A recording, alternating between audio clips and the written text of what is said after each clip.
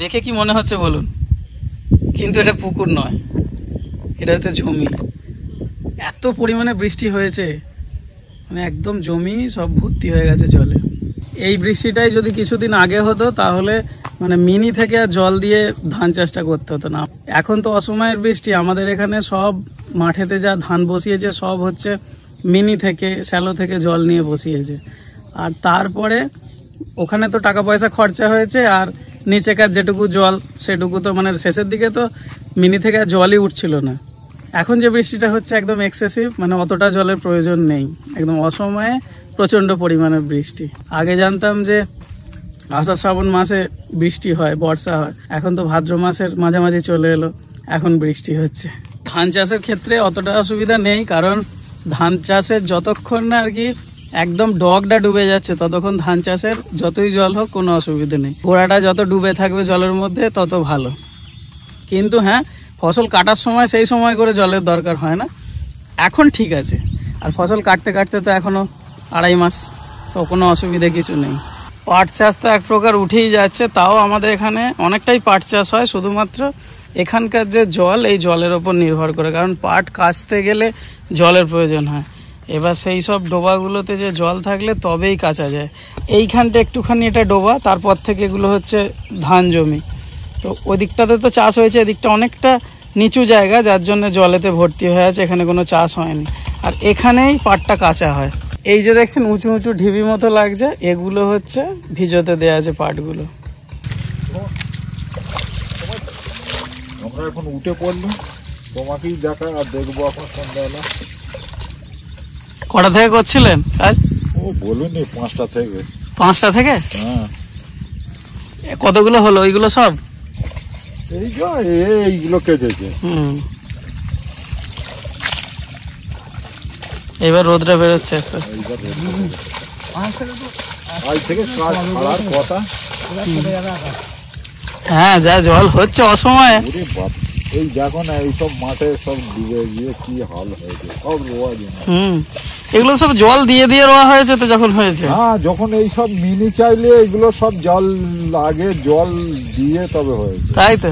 আর এখন কি অবস্থা দেখো না।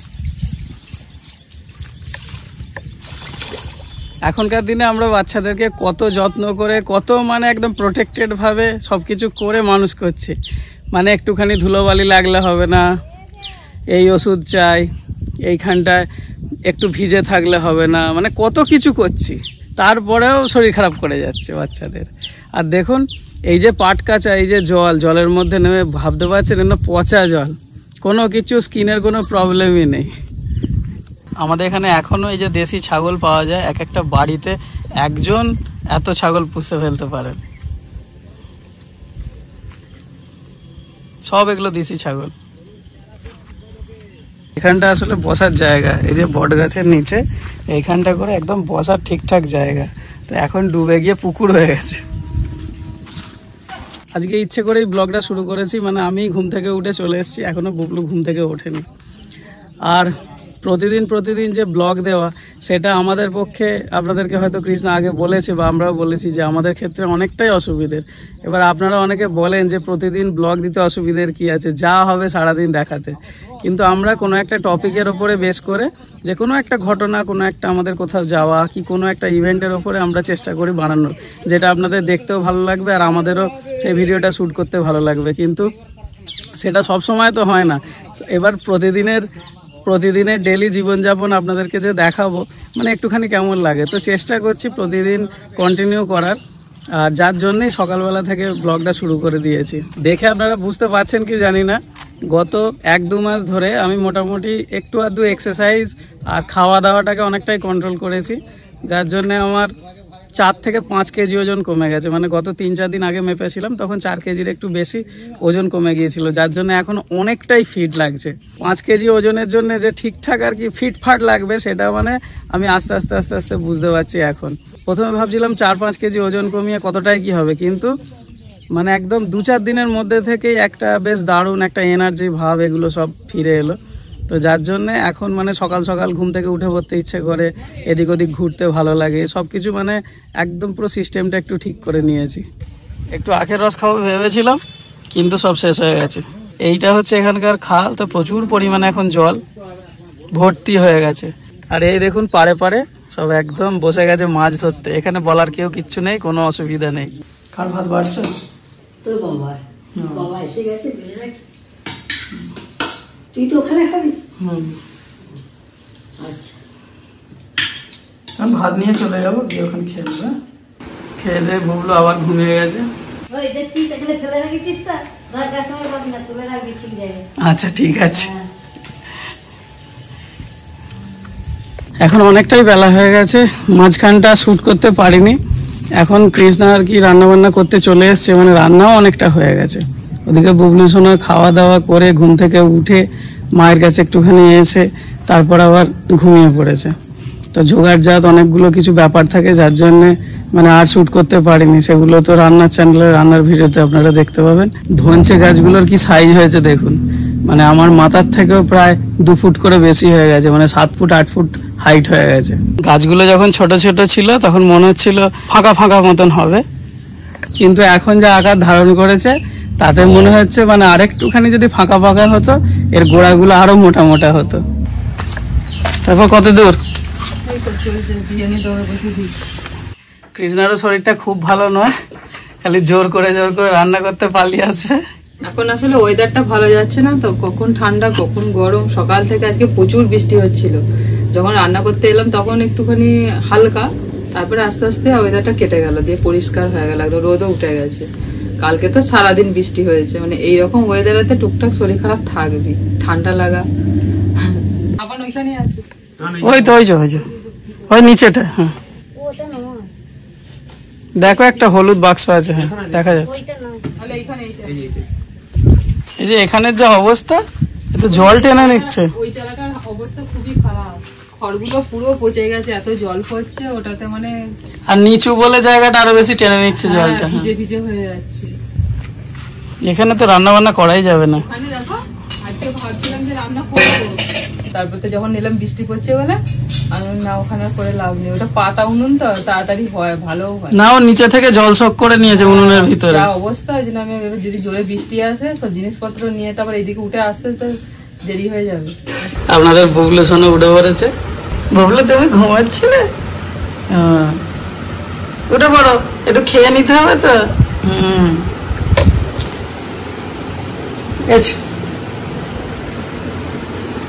হ্যাঁ এই যে হ্যালো, আমি বুবলু সোনা, এই যে ঘুম থেকে উঠে তোমাদের সঙ্গে একটু দেখা করছি। হ্যাঁ আমি নিজেই হাতে করে ধরেছি আজকে, ওই জন্য কি ক্যামেরাটা একটু এদিক ওদিক করছে। এসো দিদি আসবে, এসো।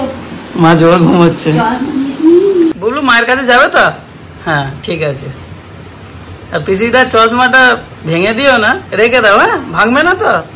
না ঠিক আছে। হ্যাঁ এটা ভালো। বুবলু কার চশমা?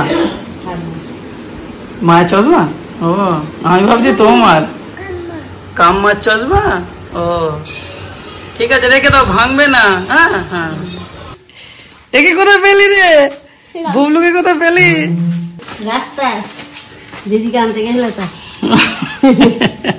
আমাকে রাস্তা দেখতে পেয়েছে, দিয়ে আর কোলে উঠে বললো আর ছাড়বে না, পিসিটা নিতে যাচ্ছে আর আসবে না। তুই যখন যাচ্ছিলি স্কুল তখন কি কান্না কাঁদছে দিদি দিদি করে। ও স্কুল যাবে। ওর এখন স্কুল যেতে 2 বছর বাকি। হ্যাঁ ওকে আগেই ভর্তি করে দিতে হবে। বুবলুর কেরামতি। স্নান টান করে আমিও রেডি হয়ে গেছি, এবার খেতে যাব। মেয়েটাও এসে গেছে, ভালো হয়েছে, মানে রান্না করতে করতে ওরও স্কুলের ছুটি হয়ে গেছে। বর্ণিতা যখন স্কুলে যায় তখন খুব বৃষ্টি পড়ছে, এমনি দিনেও সাইকেলে করে ব্যাগ নিয়ে ছাতা নিয়ে বা রেনকোট পরে চলে যায়, তো আজকে খুব বৃষ্টি হচ্ছিল বলে আমি ওকে গিয়ে দিয়ে এসেছিলাম। আরও ছুটি হওয়ার পর ও হেঁটে হেঁটে বন্ধুদের সঙ্গে চলে এসছে। ভালোই হলো, একসঙ্গে সবাই মিলে খেতে যাওয়া হবে। এমনিতেই 3 নম্বর কেটে নিয়েছে। কেন কাটলো 3 নম্বর? ও মা সবাইকে 2 দিয়েছে। মা বলছে পিড়েটা কয়, এবার আমাকে ঠেলে তুলছে। ঠাম্মা পিড়ে বলেছে, ঠাম্মা পিড়ে চেয়েছে। ও কি করে জানলো এটা পিড়ে? ও সব জানে। ঠাকুমাকে বলছে কিসে কাটলো নাম্বার? কিসে কাটলো? রাইডিং এ তো 4 আছে, ভুল হোক ঠিক হোক সবাইকে 2 কেটেছে। আমি তো মোরালও লিখেছি, কেউ লেখেনি মোরালটা। তাহলে কেন? তাতেও 2 দিয়েছে। হ্যাঁ আরে বাবা কেন দিয়েছে জানিস? শোন, ওটা দিয়েছে কারণ পরীক্ষাতে কি বলতো মানে দিদিমণিরা চাইছে যে বর্ণিতা ভালো লিখেছে, একটু কম নাম্বার দিলে আরো ভালো লিখবে এর পরের বারে, সেই জন্য। এখন যদি 4-এ 4 দিয়ে দেয় তখন মানে তোর মনে হবে না আমারটা ঠিক আছে, আর কিছু ইমপ্রুভমেন্টের দরকার নেই, এইসবের জন্য। কিন্তু আমি সেই উড কাটারের গল্পটা তো তোমাকে যে ফোন করে জিজ্ঞাসা করছিলাম না কি হবে, ওটা তো যতটুকু হিন্ট দেওয়া ছিল আমি তার থেকেও বেশি লিখে যে ম্যামকে দেখিয়েছিলাম, HW ছিল, তখন তো বলেছিল যে এতটা লেখা দরকার নেই, বললো দেখলো না। আমি তো আরো বেশি লিখেছিলাম 2 পাতা, দেখলো না। অত চিন্তা করছিস কেন? বললো যতটা হিন্ট দেওয়া আছে ততটাই লিখতাম, তো ততটাই লিখেছি। আচ্ছা ঠিক আছে, আমি গিয়ে দেখছি কতটা কি লিখেছিস। তুই যাই বলো, ওই একদিন ওদিকে আনতে গেছি, হ্যাঁ, একটা মুদিখানা দোকানের সামনে দাঁড়িয়ে আছে, আর একটা দিদিমণি বেরিয়ে এলো, জোর জবরদস্তি কেক কিনে দেবে, কিনে দিতেই হবে আজকে, এরকম ব্যাপার। হ্যাঁ, এ আর বুবলু, তোমার হিংসা হচ্ছে। এ আর কি নাম দিদিমণি বলেছিল তোকে যে তোকে ভালো কে বন্ধু রে আবার? বুলটু। বল্টু? ও, দুজনকে কিনে দিয়েছিল? বলছে আজকে ছাড়াই যাবে না, এরকম ব্যাপার। বলেছিল, ওই জন্য কি বলেছিল? বলেছিল কেক খাওয়াবো। দিদিমণি বলেছিল? এ টাকা নেই, ওটা দিদিমণি নয়, ওটা হেড ম্যামের অ্যাসিস্ট্যান্ট। ও, হেড ম্যামের অ্যাসিস্ট্যান্ট তোদেরকে বলেছিল খাওয়াবো, তাই তো? হ্যাঁ, ও বুঝতে পেরেছে। হ্যাঁ, আচ্ছা, উনি ক্লাস নেন না, তাই তো? চাবি থাকে। এই মাত্র রান্না বান্না শেষ করে খাওয়া দাওয়া হলো, এইবার সব গোছগাছ করে বাড়ি। আর খাওয়া দাওয়ার পর প্রচন্ড গরম হয়। এবার এখানে যে মশাগুলো আছে তারা বলছে এবার তোরা বাড়ি যা, আমরা এখন রাজত্ব করি। অর্ধেক মানে রক্ত খেয়ে নিল। বর্ষার জন্য একটু মশাটা বেশি, প্রচুর মশা, আর চারিদিকে তো জঙ্গল। রান্না বান্না করে কাঠের জালে একটু হবে, চারিদিকে তো জঙ্গল, যার জন্য এখানটা একটুখানি মশা থাকে। জঙ্গল, দুদিকে পুকুর। গাই যাবে গো তোমার সাথে? নাও না, একটুখানি নাও, একটুখানি নাও। বাবরে, বাবা বেরোচ্ছে দেখে বুবলুও পেছু পেছু চলে এলো।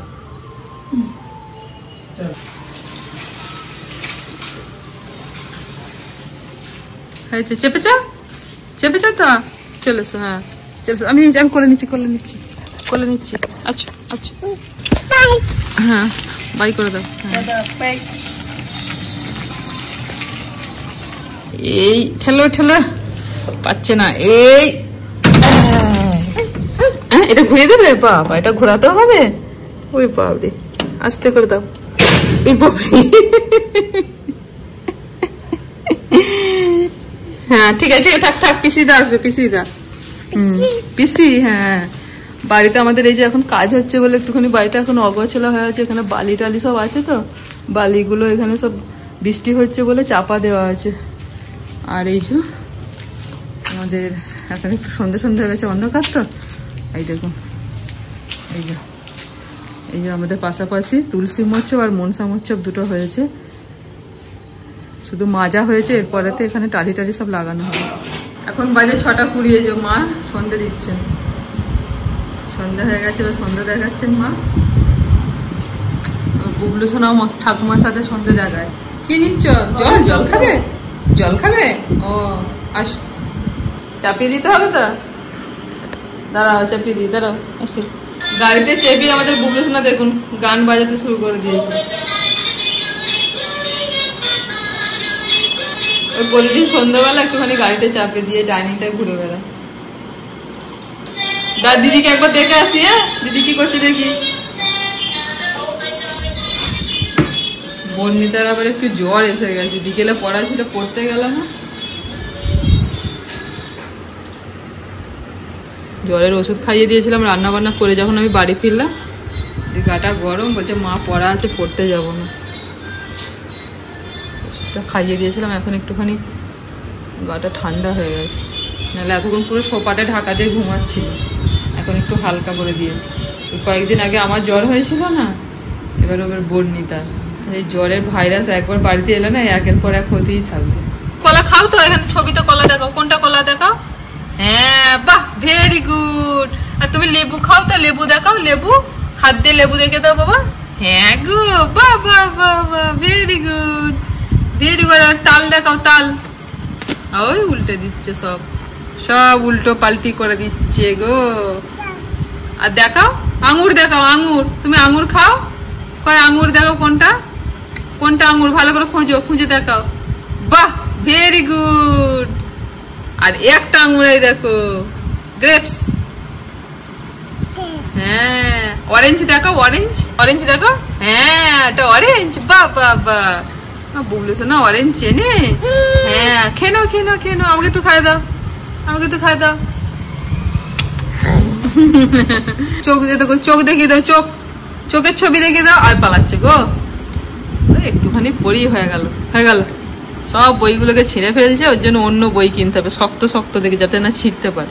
লেখো মন দিয়ে, মন দিয়ে ভালো করে লিখবে, সুন্দর করে লেখো। ডান হাতে লেখো, বাঁ হাতে নয়, ডান হাতে। ও বুবলু 1 2 বলতে শিখে গেছে। 3 4 5 6 বুদ্ধি আছে মাথায়, শুধু একটু দুষ্টু দুষ্টু বুদ্ধি, পড়বো না। পেন্সিল নিয়ে কোথায় লুকিয়ে দিল জানো, লিখবার ভয়তে। হ্যাঁ, পেন্সিল নিয়ে ওই দিকে খাটের তলায় ফেলে দিল। যে বলেছি পেন্সিল নিয়ে লিখবি, দেখুন ফেলে দিয়েছে। মা খুব চাপ দিচ্ছে না, আমি কথা বলতে পিসিদা আজকে একটুখানি বেরোতে করতে চলে গেল সন্ধ্যাবেলা। ও একটু সন্ধ্যাবেলা না বেরোলে ওর ভালো লাগে না। কি কি বলছো? চা করতে এসছি তো। চা চা, তুমি চলো ঠাম্মার কাছে বসো, আমি যাচ্ছি। যে জল ফুটে গেছে, দাঁড়াও। 2 রকমের চা হবে আমাদের এখানে। জল টকবক করে ফুটে গেছে, সামান্য পরিমাণে একটুখানি পাতা চা দিয়ে দিলাম, দিয়ে এটাকে নামিয়ে দিলাম, দিয়ে বোঝে ঢাকা দিয়ে দিচ্ছি। এতে চিনি দুধ কিচ্ছু না। ওই চাটা মা পিসিমা কেউ খান না, ওইটা আমি আর বর্ণিতার বাবা খাই।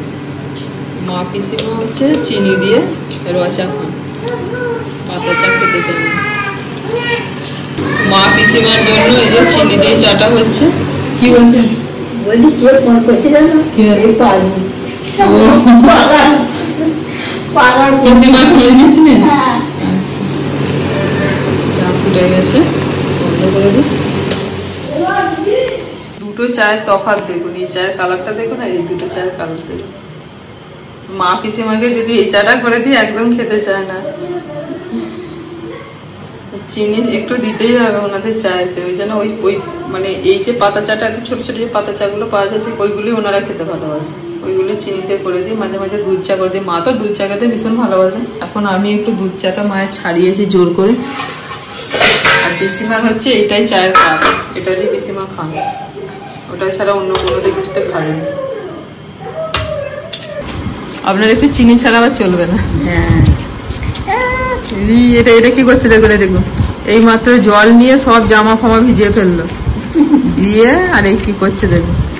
পিসিমা এলে যে কোথায় চলে গেল গো? চা করলো এখানে গেছে, এখন চলে ও আবার গেল। দুষ্টুটা কি করছে দেখুন, দুষ্টুটা আমাদের। একজন চা খেলে একজন ওকে আটকাতে হবে। মায়ের খাওয়া হলে তারপর আমি খাবো। আমি সাধারণত চা খাই না, মাঝে মধ্যে ইচ্ছা গেলে আবার ওই পাতা চাটা করে একটু খাই।